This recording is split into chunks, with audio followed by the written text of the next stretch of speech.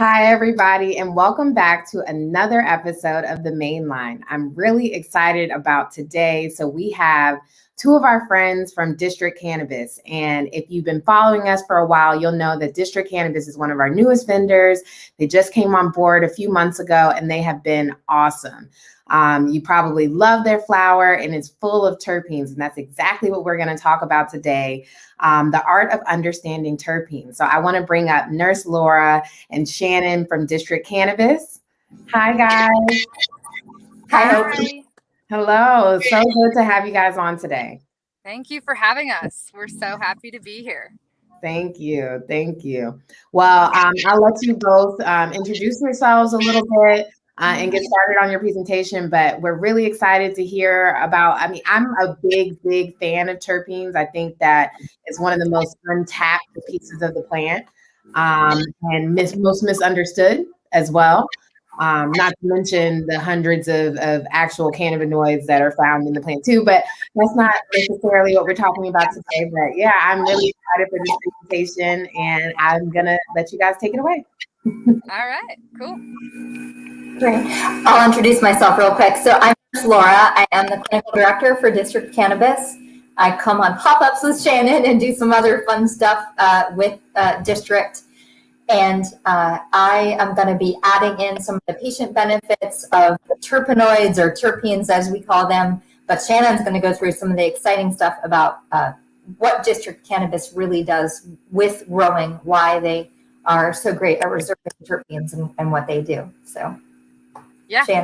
So I'm Shannon Griffin. I'm the marketing coordinator at District Cannabis, and I also happen to be a cannabis sommelier, if you will. I went through a 8-week course at the Trichome Institute. It was an online program that was gifted to me while I was working at a local winery. So that is kind of where I really got my start in the whole industry. And I want to take this information and bring it to the patient, empower the patients to understand their cannabis and their selections a little bit more than what is available through laboratory testing and on the package. So, yeah. Getting started into it, I think honestly, some of the first things we can, bring up the first slide. One of the things that I think is right off the bat super important is that a lot of people think that terpenes are associated with your sense of smell, which they are to a degree. However, smell is associated with your first cranial nerve. Interpreting, which is the art of interpreting terpenes, is actually stemming from your fifth cranial nerve, which has nothing to do with smell at all. It's actually all sensation. So when you're looking at a flower, like this one here, this is our gelato cake, our flagship strain. I'm sure a lot of you have smoked this. This is genetically more of an indica, so that's why you're seeing that really dense inflorescence, that really tight bud structure.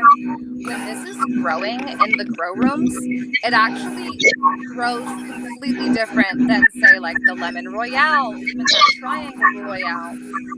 Those strains are going to be more lengthy. They're going to have spacier bud structures, more space in between each nug on the stem of the plant, and they typically do grow a little bit taller, and that is directly associated with the effects that you can expect to receive from that flower when you ingest it.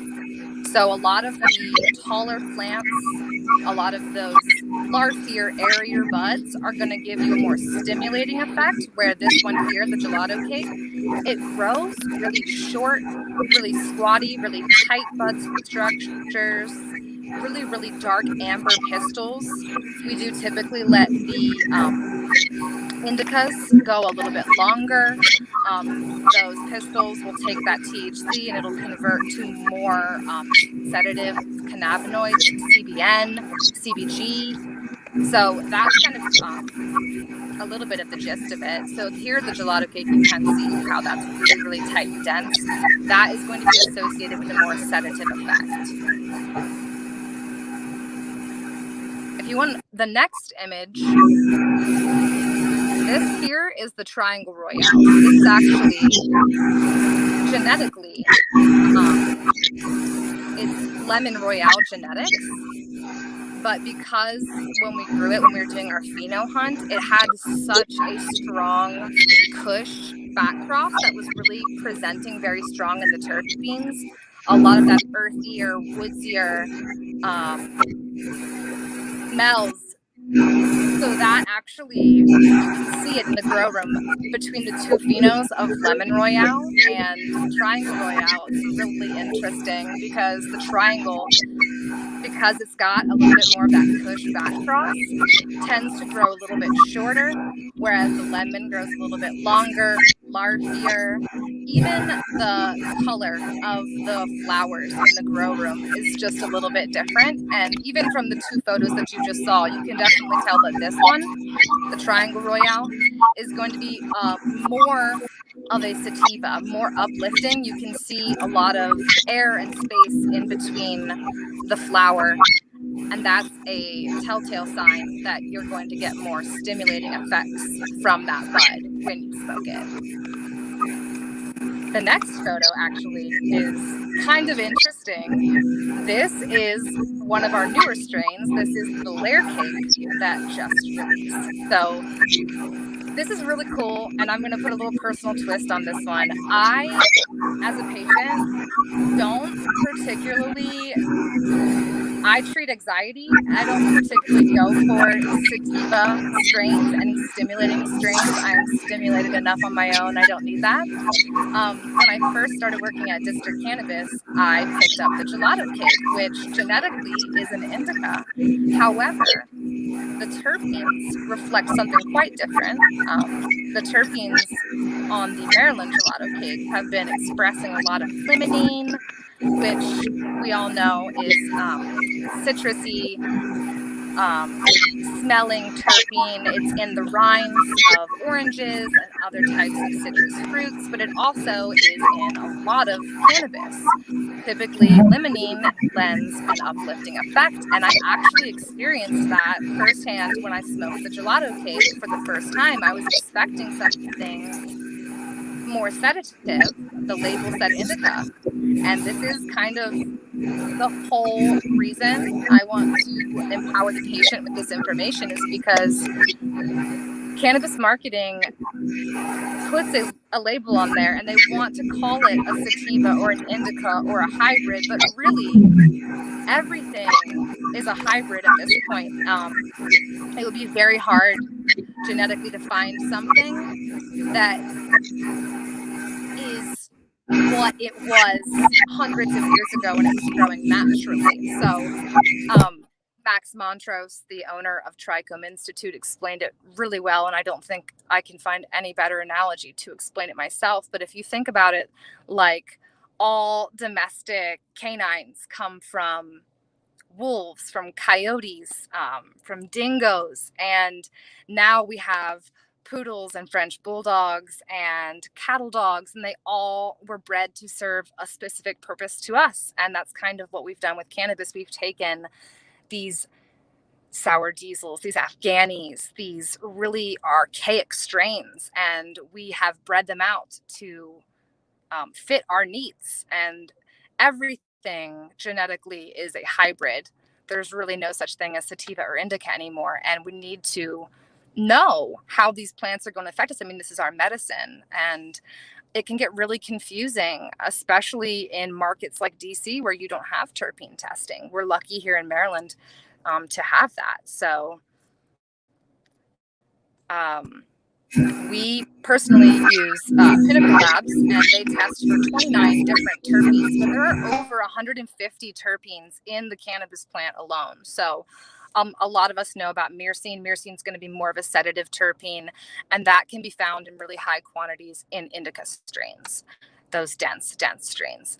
If we go to the next page, I have a little chart that helps kind of identify visual aspects between different buds that you're going to find. Now, in the Trichome Institute, we say there are 5 different, I guess you could say, classifications, ranging from indica to sativa. Here on the left, we have the indica, very, very, very dense bud structure. And as it makes its way over to the right side of the screen, you can see that it starts to open up, the air gets in there, and you can almost imagine that plant growing the way that that dried flower looks. Go one more over to the next chart. This is going to be exactly how to interpret this flower. So all the way up at the top, you can see the leaves. This, anyone who has any cultivation experience will be able to understand this. On the very far left, that is an indica leaf. That's a leaf of a granddaddy perp, a purple punch, an Afghani, and then it starts to hybridize out. And all the way on the right is the sativa. And we call those narrow leaf marijuana. All the way on the left, broadleaf marijuana. In the middle was pretty much where everything else lands. But when you see it in the grow room, the gelato cake grows the leaf shape. And we're doing an Instagram live on Friday, so I will point this out as well. But the leaf shape is very rounded. It's not as serrated as the sativas. I was in cultivation before I started at District Cannabis in Frederick, and we were pheno hunting, and we actually got a grapefruit genetic, just straight grapefruit. And it couldn't have been more textbook. When we popped the seeds and the first few leaves started to come out, it almost looked like arugula. It didn't even look like cannabis. They were so serrated. It was amazing. So what I was talking about, like when I first started, the 5th cranial nerve is actually like a 6th sense in a way. So it's actually the nerve that animals have to rely on when an earthquake is happening or when something is happening. They can actually sense it before it happens. It all comes from the 5th cranial nerve. So it's not necessarily smelling the flower. It's a sensation in your face that you're going to feel where those terpenes are pulling. So if you're smelling, for example, a sour diesel, a super sativa, as close as we can get to a sativa strain, you're really going to feel it right here, right in between your eyebrows. Tingling, it awakens your sinuses, is really the best way that I can explain it. Max, the owner of Trichome Institute, has a methodology for smelling flower, usually in a glass jar, not ground up. You aren't going to want to have smoked before doing this, and you really just take 3 strong pulls on that flower and try to get as many as the terpenes up into your sinuses as possible. Indicas, actually, when you smell them, they drag your nose down towards your lips. Like it creates this heaviness, almost as if you can feel it working before it does its job. You can feel that wave of relaxation and heaviness on your nose and in your whole sinus cavity. It's really quite exhilarating. So if you have flower, if you're watching this right now and know what it is on the spectrum, go ahead and give it a good sniff and see where it hits you, where the totality of those terpenes really concentrate. And that is going to be more accurate than the color or the name or the strain that they put on the front. It really is all about the terpenes and their entourage with the cannabinoids in the plant. On to the next one. It's interesting, Shannon, as you're talking, I'm thinking about your experience as a wine sommelier and how it's a similar thing, like when tasting a wine and you put your nose in it and you smell around. It's very... Mm-hmm. It's very much the same. And the whole the two industries have so many parallels that it's actually slightly frightening. I got my start in the wine industry, and as a recreational user, I started to see these really distinct similarities, and that really birthed my whole interest in this industry. And I was like, I have to find some way to quantify this and understand this, and it's really just not stopped since. So it's been really exciting. I'm very lucky to be in the cultivation side of it, where I can be in the trim room and I can be in the grow room every day, smelling those strains, getting a really good feel for their terpene expression, and each batch is different. The last batch of layer cake that came out had over 3% terpenes. That was the first run that we've ever done of layer cake. So I'm really excited to see where that one goes.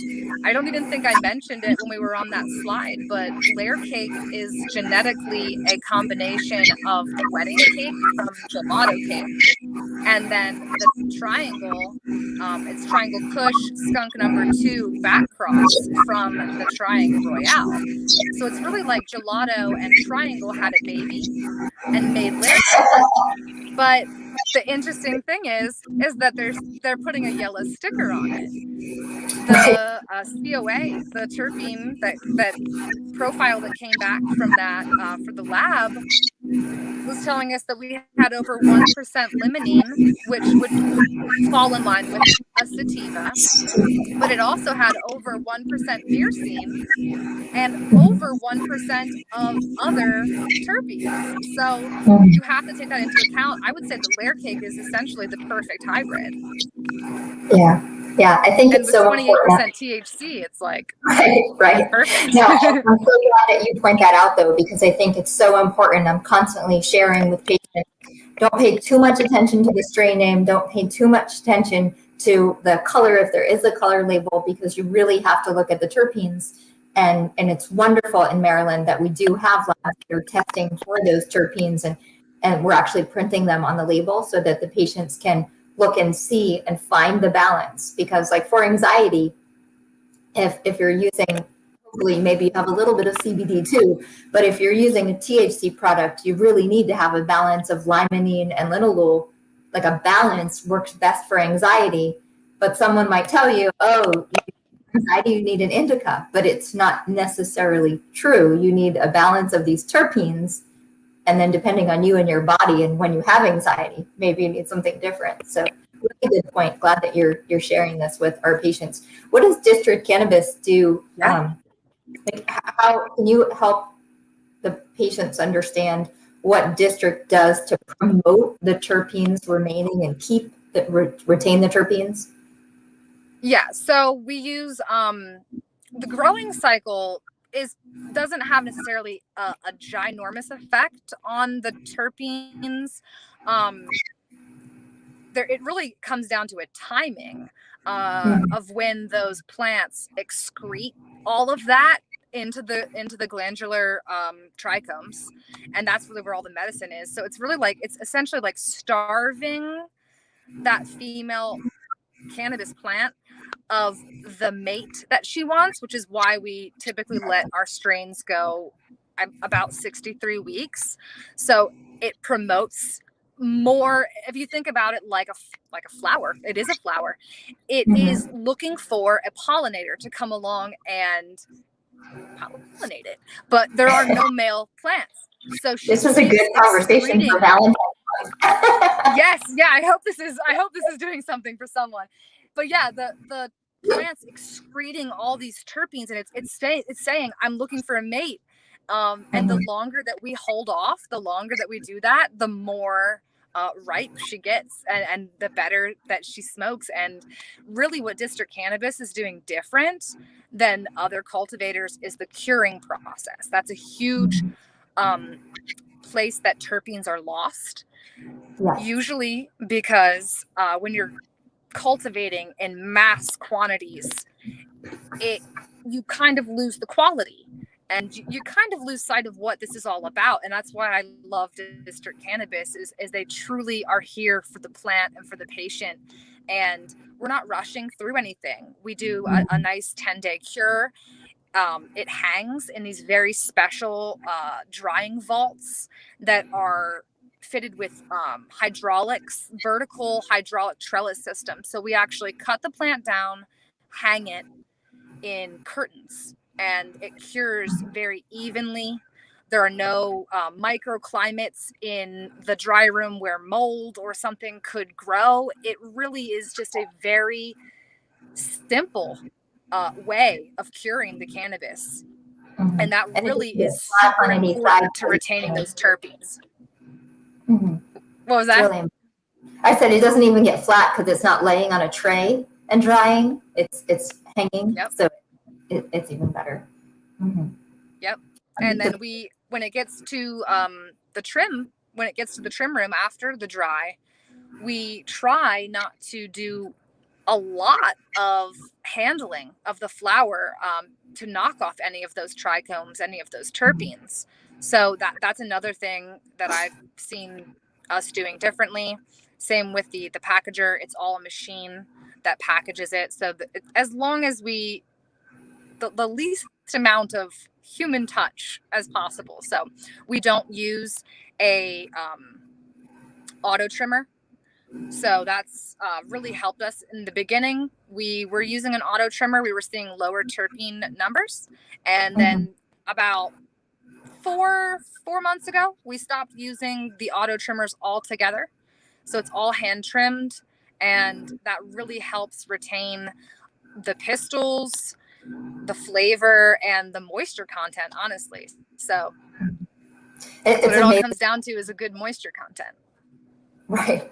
It really, that was one of the most amazing things to me in the past, working in the trim room and having the experience of the trichomes and the stickiness and trying to wear gloves and use the scissors and everything just sticking and trying to trim it, but touch it as little as possible to preserve as much as you could. I mean, it really is, it's an art, and it's interesting where it makes sense to use a machine and where it makes sense to not, and to find tune it. And I really do, having experience in a grow other than district, I really do think they really are trying to reserve as much as possible to give the best quality outcome, which is great for the patient. Definitely. Yeah. And I know another thing a lot of people ask me at our pop-ups is why we have so much limonene in all of our strains. Like, people are like, oh, gelato cake isn't supposed to have that. We don't know really why. So Sherry Chem just came down, and I will say she smells entirely different than any strain that's come out of that facility. We haven't gotten the test results back yet, but I think that it's going to have a combination of beta-myrcene and caryophyllene. So I think it actually is going to be perhaps the first true indica that District Cannabis has had in Maryland. Yeah, that's because so many people ask, coming out of DC, they ask about that. So that'll be really interesting. Yeah, that's definitely one of our biggest strains in DC, for sure. Mm-hmm. And again, that myrcene, which, is like that mango flavor and just relaxing, really good for patients that are looking for something relaxing, for sure.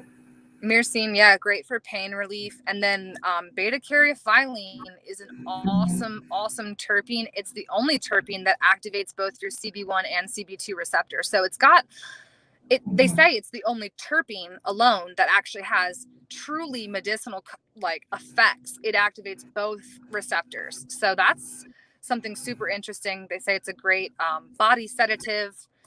Yeah, I know it's a good strain. Yeah, anti-cancer, analgesic. Even I have read some research articles about it being good for stomach upset and reflux. Yeah, lots with beta-caryophyllene. So it's a great terpene if you can find a bunch of it. Mm-hmm. Yeah. Do you have a favorite? Do you have a favorite terpene or a terpene combination? I like the balance because I'm usually treating anxiety too. So I really like the balance of linalool and limonene. However, I would say my favorite is probably humulene.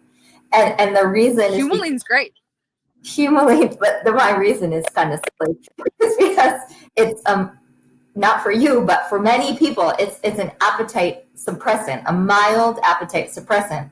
It's one of the few terpenes that's a little bit of a suppressant versus a stimulant. And so often patients will say to me, oh, I want to use cannabis, but I'm afraid I don't want to gain weight. I don't want to get the munchies, right? So sometimes we're looking for that, but with the people that we're not, I tell them, like, look for 0.5% or more. If you can find something close to 0.5% with humulene, you're less likely to feel those munchies. And patients have reported that back to me. So I'm always looking for a little humulene just in case. Yes, I love the way humulene smells. It does. It actually, I believe, it's escaping me right now, but the Latin word for the scientific name for hops is actually, it's like humulus something, and that's actually where they got the name for humulene, the terpene, because hops are very, very high in humulene and myrcene. So yeah, that's the other reason that I like it, because I like hops. I knew you love an IPA. So I like my hops. That's true. I think that my favorite terpene is probably terpinolene, just for the gassy, interesting flavor that it lends. And the cool thing about terpinolene is it kind of, for me personally, it never really, I can't nail it down as a stimulant or a sedative. It really is more of like, it just kind of adapts. It's like that foundation that you rub in and it just like turns to your skin color. It's just magic. It just does whatever it needs, whatever your body wants. I love terpinolene. I just picked up some Evermore pink lemonade with a lot of terpinolene in it, and that's just one of my favorite terpenes. But osmine is coming in strong second. I just found out that osmine is actually a bronchodilator, which is so interesting to me because you're inhaling smoke, but it actually is a bronchodilator. So that found to be incredibly fascinating. Quite a few of them are. So the limonene is also a bronchodilator, and then pinene. A lot of people like pinene because same like limonene, it's uplifting and helps you focus, but it's also bronchodilating. So, I mean, that can be a really good thing. That can feel, I think, like alive and energetic. Like, if anyone ever as a kid, hopefully you're not smoking if you have asthma. If you were a kid and you ever that use one of those inhaler machines, have a breathing treatment that it kind of makes your heart race, and that's kind of how those terpenes mimic that and make people feel. It reminds me of like when you have the window down in the car and you get too much oxygen and you're just like that's what it reminds me of. Yeah. So, I mean, there can be a benefit to that sometimes. Yeah. I mean, as someone with anxiety, I don't particularly go for the limonene and I don't go for the pinene because it's mentally stimulating for me. But I'll welcome that feeling. I'll welcome that stimulating feeling as long as it's not in my brain. Right. You gotta find a balance. It's just a little linalool or a little myrcene, something to balance it out. Yes. And then the terpenes do have an entourage with the cannabinoids, which is another thing that's super important to look at, which is great that Maryland reports on majority of the cannabinoids, THCV. We're seeing CBC, CBG. I don't believe that we get CBN reports yet, but that would be really interesting to see. Yeah, well, it's so interesting because there's so many products that are specifically CBN products, but we're not actually reporting on it mostly. Yeah. I think I interrupted you before. You had a couple more slides that you wanted to show, and then I just started talking. That's all good. It's all good. Throw them up. Okay. All right. This is now I know. Now I'm back on track.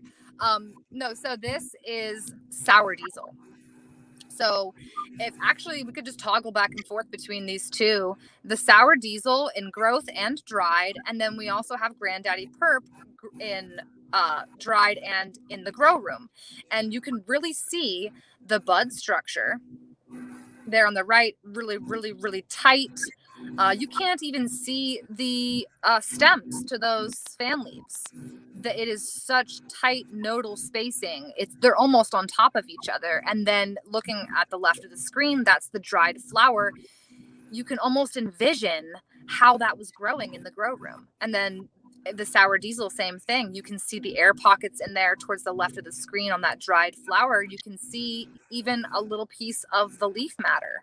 And that is because there are so many little cracks and crevices when this is growing, that when you go through and after the dry and the cure and you pull out all the leaf matter, you're left with those larvae or airier buds. And that's how you can determine just visually, since we don't have deli style anymore now that COVID's a thing, visually being able to look at that flower and say, okay, that's the stock image. From that image, I can gather that I'm going to have a stimulating effect, or, vice versa. So I think it's super important for dispensaries to have those accurate stock images and keep them up to date for the patients. And then for the patients, there's definitely some consumer responsibility to understanding your cannabis, and hopefully this helped. Yeah, great job. Do we have any questions? Is there anything else that you wanted to touch on, Laura? I'm interested to see if anyone has any questions, because I think you just shared some really great information that maybe I'm a little all over the place, but I hope that it was. Yeah, but it's really funny, because what I found was you were reminding me of my time harvesting and in the trim room, and just thinking about even with packaging, that the fine trimming and how much harder it was to trim the strains that were more indica leaning, that were so tight. It took so much more time to trim those than it does to take the much more airy sativa leaning types of strains, because it's just easier to get your scissors in there, easier to trim it. And it's just, I've kind of forgotten some of that. I just like talking about this. I miss being in the grow. Yes. Me too. Yeah. But it is nice to be able to walk through, like you said, and be able to get a feel for the plants in each stage, and then each batch that we do, to see the improvement. And that's really the cool thing with District Cannabis being so new, starting in July of last year with the first batch. And it's like seeing it come so far, from 1% all the way up to 3%, and hopefully way more in the future. That I'm confident of that. So Yeah. I know, walking into a grow room, especially because generally there's only one strain, I think, in a particular space, right? So you walk in and you smell all those terpenes, without, just when it's still growing. Yes.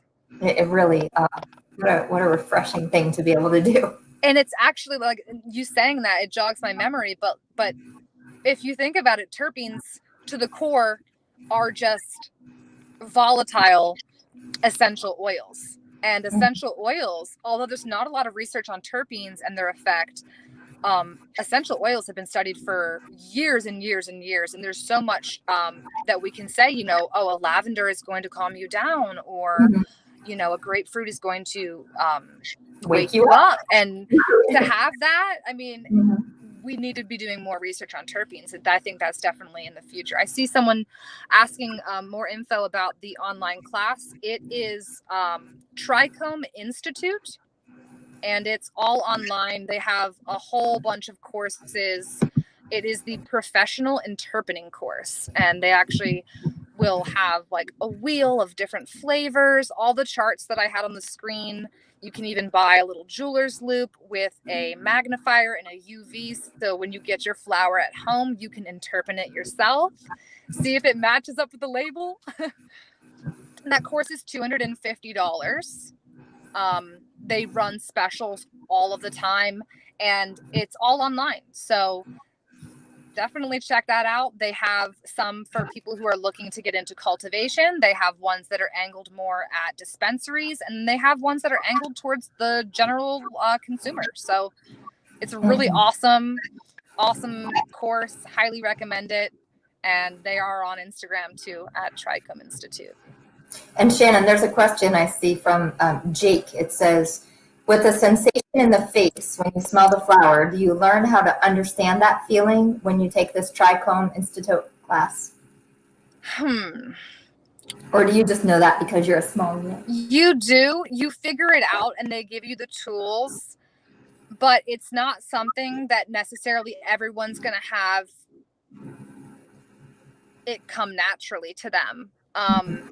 A lot of people have stronger olfactory systems, and they can, and a lot of people are more in tune with their bodies than other people. So I think it's definitely more specific to you as an individual, but definitely the course is going to help you understand the flower, and you're just going to go out and buy a sativa, buy an indica, and test yourself. Just keep smoking. That's the key. But smell it first. Smell it first. Take the time, like you would a wine or a beer or something else. Take the time to try, Absolutely. like put it in the jar and smelling it and read the label.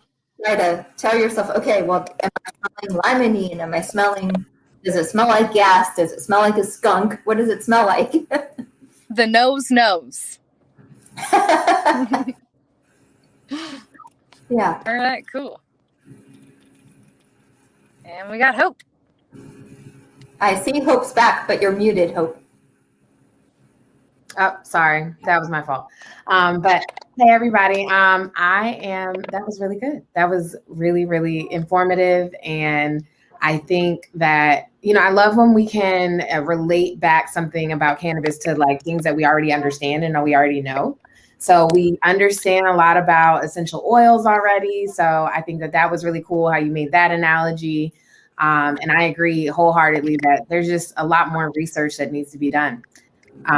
So that's exciting. We talked a little bit about it on previous episodes, but there's some bills that may allow for that type of research to happen at the federal level. So that's really exciting. And I can't wait to see what comes of it. I think that we're just going to learn better ways to heal ourselves holistically. So that's really exciting. Thank you guys so much for your time tonight. Yes, thank you for having us. Yes. So definitely you can check out District Cannabis. Their website is streaming below. Nurse Laura, as always, it's very, very great to see you. Shannon, thank you so much. I hope you guys have a great night. Thanks. Thank you. You so too. Nice. Bye. We'll see you again in another pop-up. Yes. Okay, everyone. So tonight was awesome. We learned a lot about terpenes. We learned more about District Cannabis and what sets them apart. You can find their products at Marion, Maine. We're always stocked with flower, and we have some of their concentrates as well. So check them out in the store. And I will see you next week right here on the main line. Good night.